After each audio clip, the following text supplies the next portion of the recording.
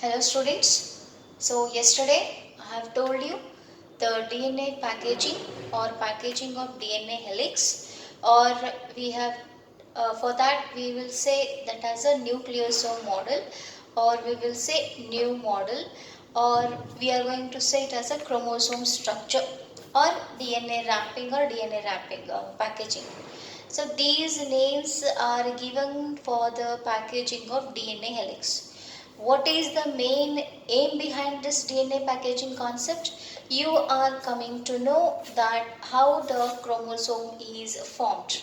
Okay, you are coming to know that how the chromosome is formed and in which stage the chromosome is formed. So first of all, just a brief revision I'll do here. So this DNA packaging, so this is the overall model for the DNA packaging. Okay, this is the overall model for the DNA packaging, or we will say DNA wrapping. Okay, this is the overall model for DNA packaging or DNA wrapping. So don't worry, this is not there for the theory, but you should have an idea. You should have an idea that from the chromatin network, how the chromosome is formed.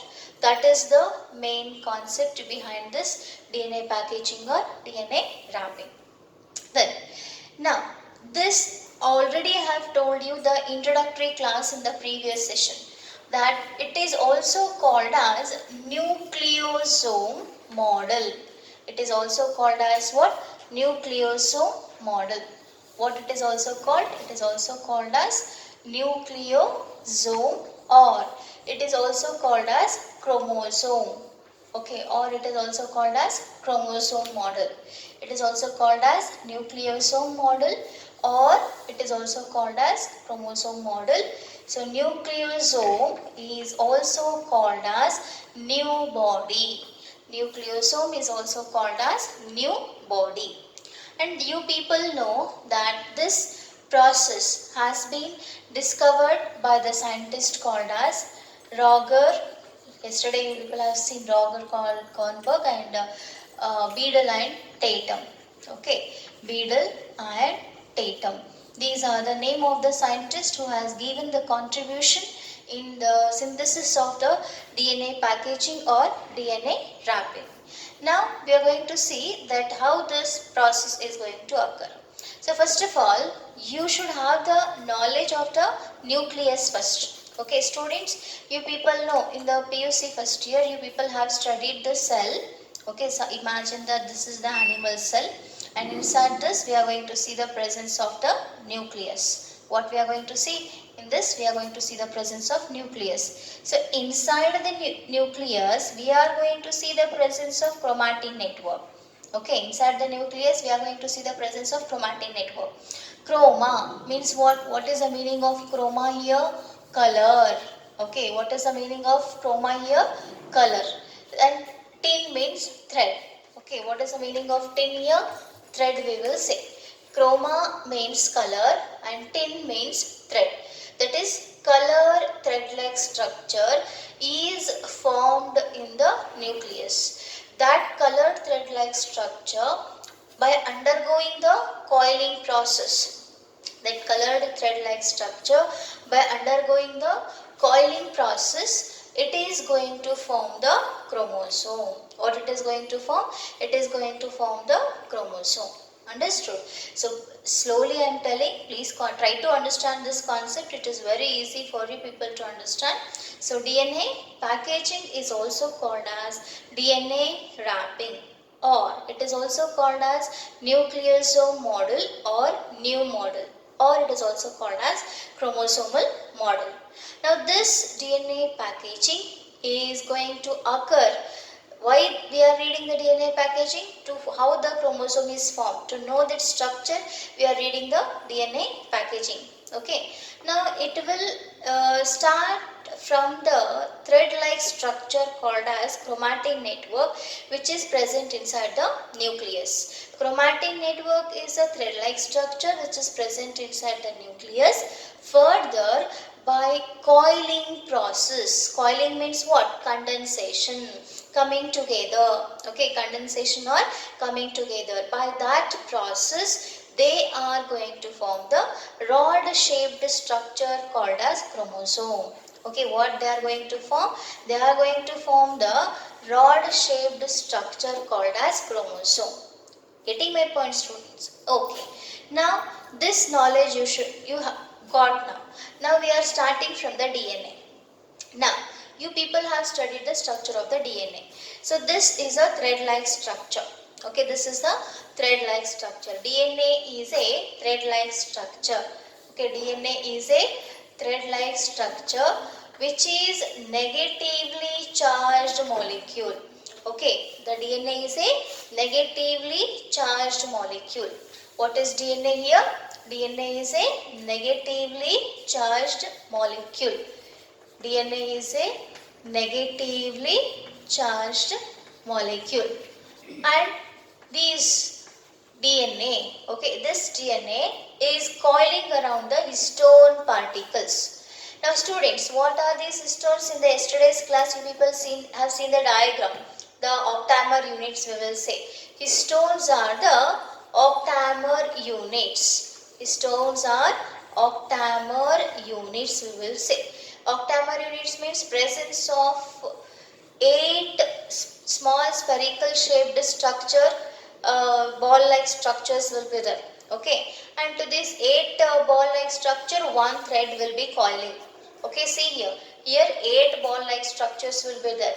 3D-dimensional picture if you see, 4 here, 4 back, and to that the coiling will be there. This is the octamer units we will say. What are histones here? Histones are the octamer units, proteinaceous molecules.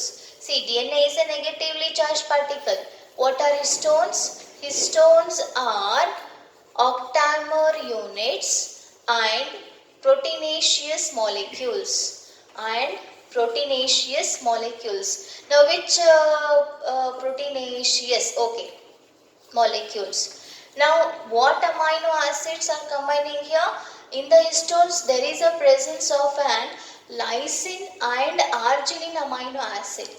In the histones, what is present? In the histone, lysine and arginine amino acids are present.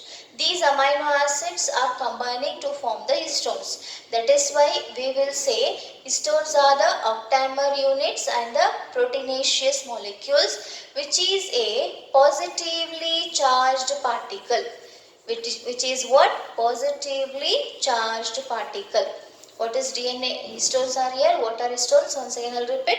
It is very important concept for you people to know for 1 marks. Histones are the proteinaceous octamer units, which is a positively charged particle.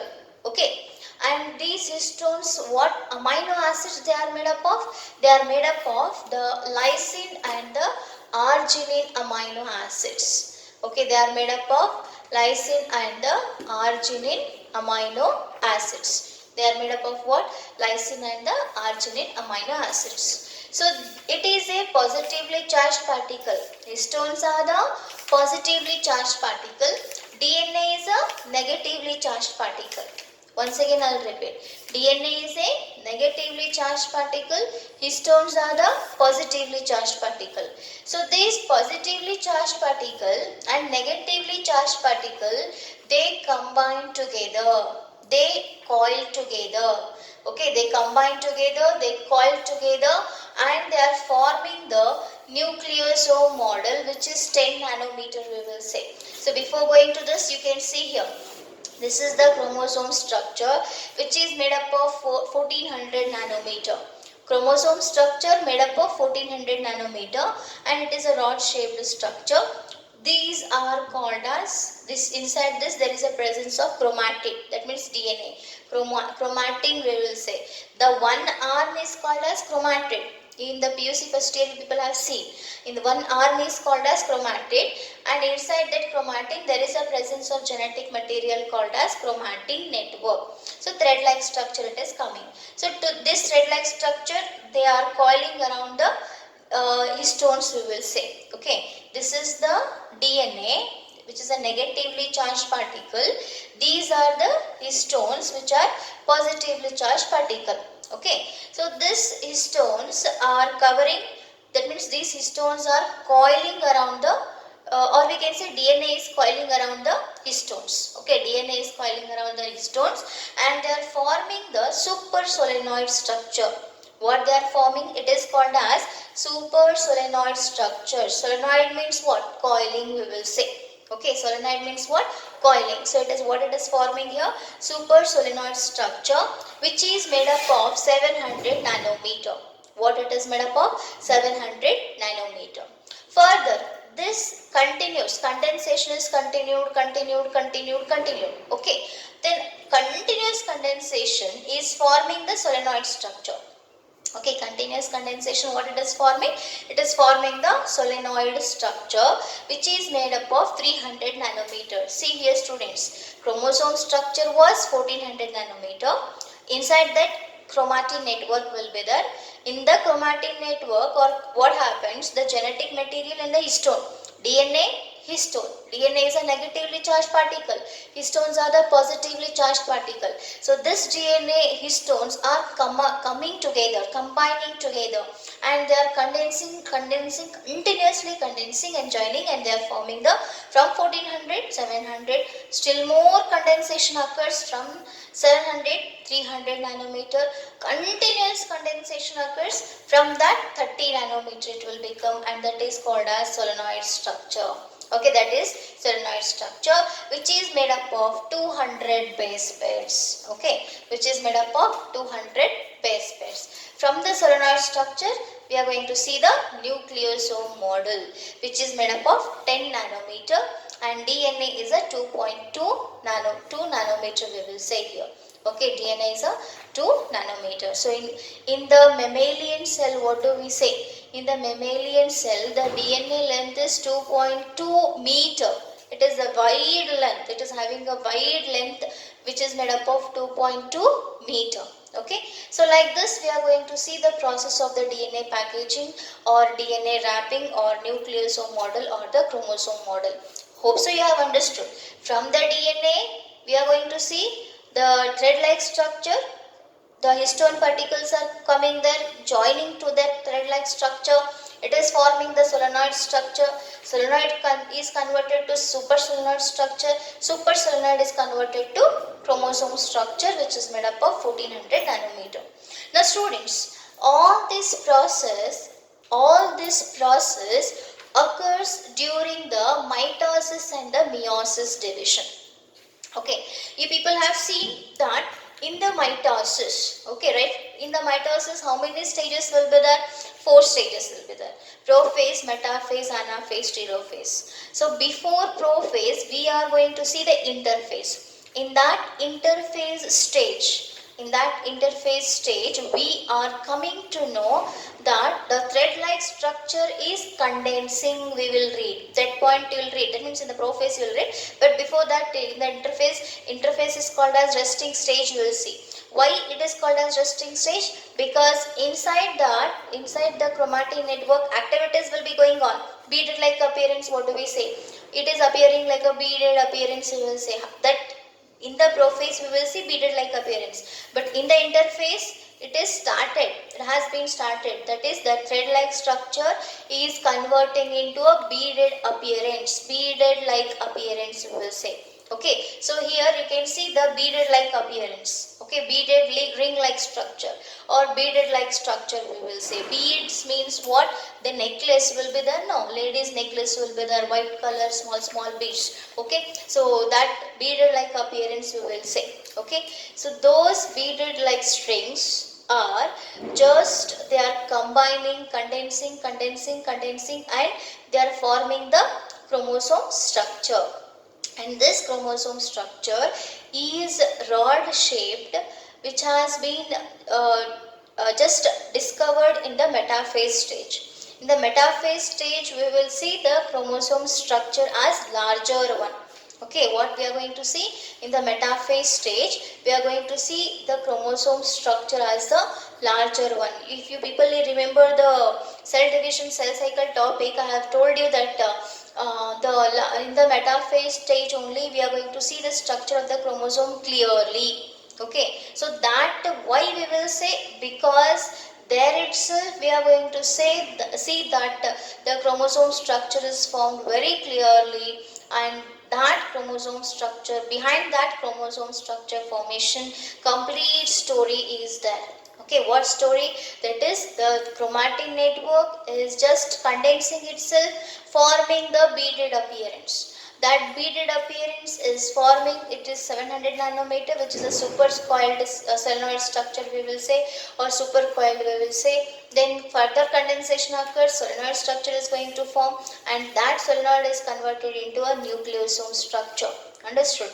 Before that 1400 nanometer, then 700 nanometer, then 300 nanometer, then 30 nanometer, then it is coming to 10 nanometer. Okay, so this is called as DNA packaging. So in this concept, what you have to remember, so all these process, where it is going to occur?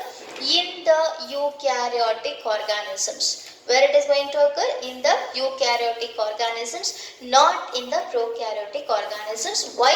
Because in the prokaryotes we are going to see the incomplete presence of histone. So it is called as non-histonemal complex, we will say.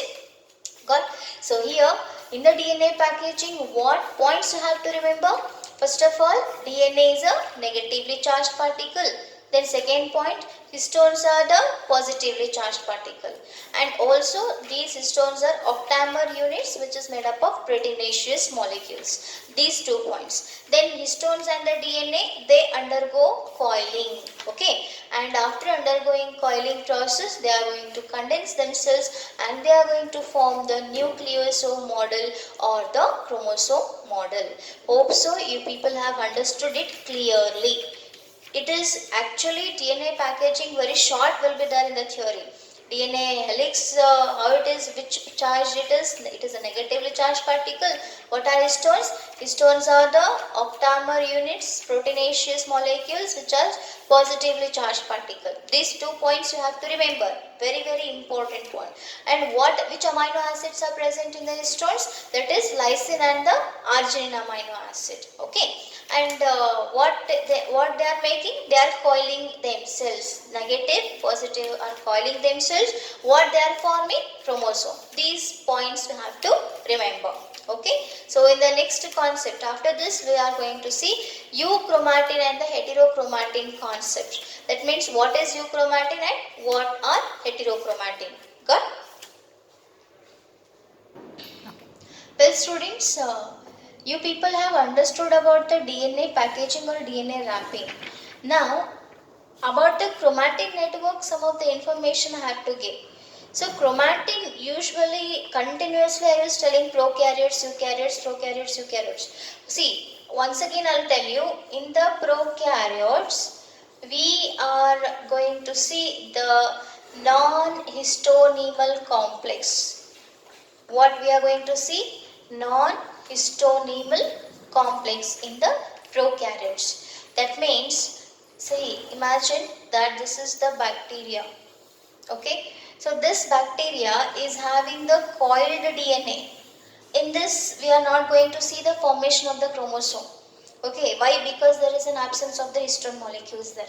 That is why we will say it as a NHC, or we will say it as a non-histonemal complex. Whereas in the eukaryotes, okay, whereas in the eukaryotes, I have told you there is a well-defined nucleus is present in the eukaryotes. I'll draw once again the animal cell here. See, well-defined nucleus is present here. Okay, so this well-defined nucleus is having the process of chromatin network. I have told you, chroma means color. What is the meaning of chroma? It is the color. What is the meaning of tin? It is the thread. Okay, what is the meaning of tin here? It is the thread. It is the color thread-like structure. This color thread-like structure are of 2 types. Chromatin are of 2 types. How many types of chromatin are there? Chromatin are of 2 types. Okay, chromatin are of 2 types. One is called as euchromatin and the other one is called as heterochromatin. One is called as euchromatin, other one is called as heterochromatin. Now, euchromatin is nothing but it is loosely packed. Okay, see students, continuously loosely packed means like this it will be. Okay, loosely packed we will say. Okay, and it stains lightly, light color stain. Now what is the meaning of this stain here? Stain means the any substance which is colorless. Okay, any substance which is colorless, by taking some solution or chemical making them into color. Now for example, take the chalk test. It is a white color chalk or colorless chalk. Usually it is a colorless chalk we will say. Now to this colorless chalk or white color chalk, I wanted to convert into yellow color or blue color or green color. So what I will do? I will take this chalk and I will dip in the chemical. Okay, what happens here? It will convert into yellow color. I will dip in the yellow color chemical. It is going to convert into yellow color. See this is the yellow color chalk. How this yellow color colorless chalk, how it is converted into color? By dipping in that particular chemical. That chemical is called as stain. Okay, that chemical is called as what? Stain. Colorless particles are converted into colored particles. That solution is called as staining. So here usually for the chromosomal staining we will use the fuel gene. Okay, for the chromosomal staining we will use the fuel gene, or one more chemical is there, that is called as acetocarmine or acetoarsine. Acetocarmine and acetoarsine. See, I'll write neatly here once again. Acetocarmine, acetoarsine and the fuel gene are the solutions which is staining the chromosome. Okay, once again I'll write here acetocarmine, acetoarsine and fuel gene. Acetocarmine, acetoarsine and fuel gene are the stains. These are the colored stains. These are the colored stains where we are going to see the chromosome structure. They are helping for seeing the chromosome structure. So here chromatin, what happens? Euchromatin, it is a loosely packed DNA or chromatin which is having a light stain and they are transcriptionally active.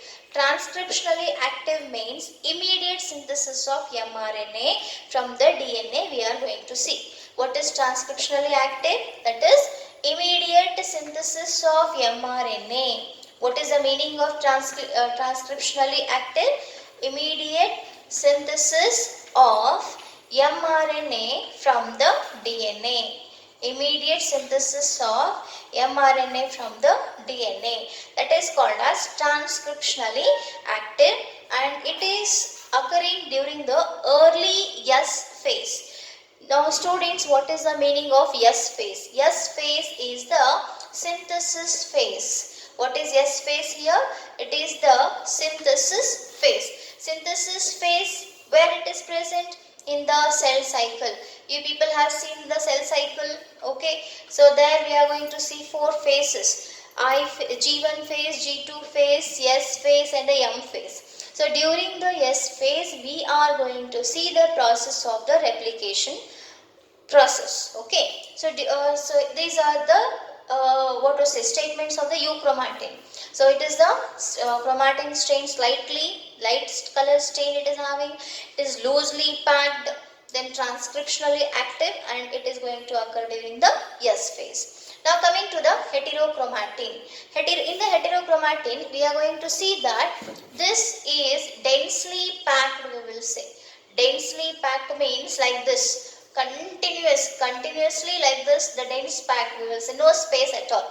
Okay, so like this the chromatin network is packed, densely packed with no space at all and stains darkly. So this chromosome structure or densely packed chromatin network, it absorbs more stains. When there is a putting of the stain on that, it absorbs more stain and it appears like a dark structure, dark colored thread like structure.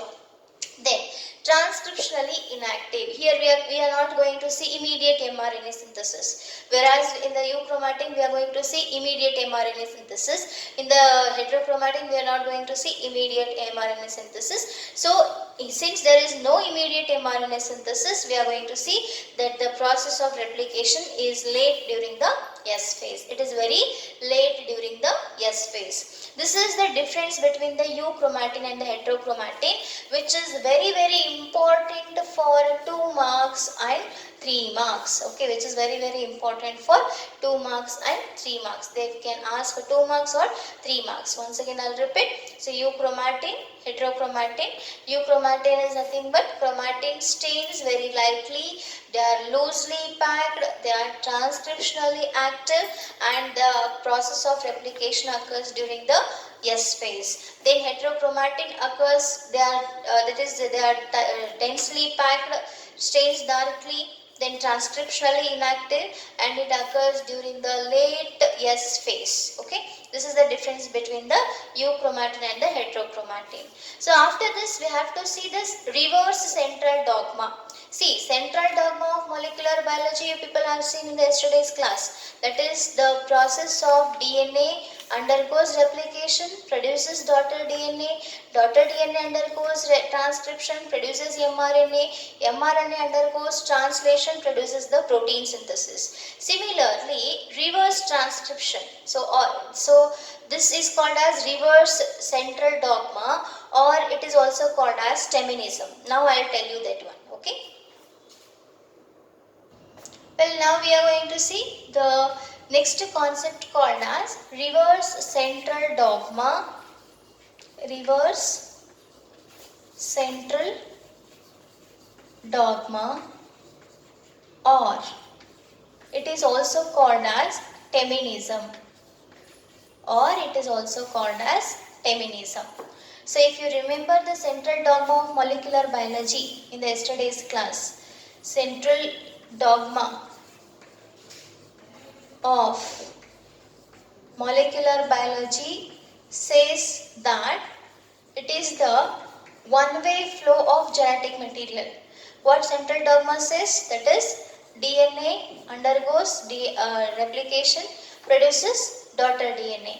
Okay, then daughter DNA undergoes the transcription, then produces mRNA.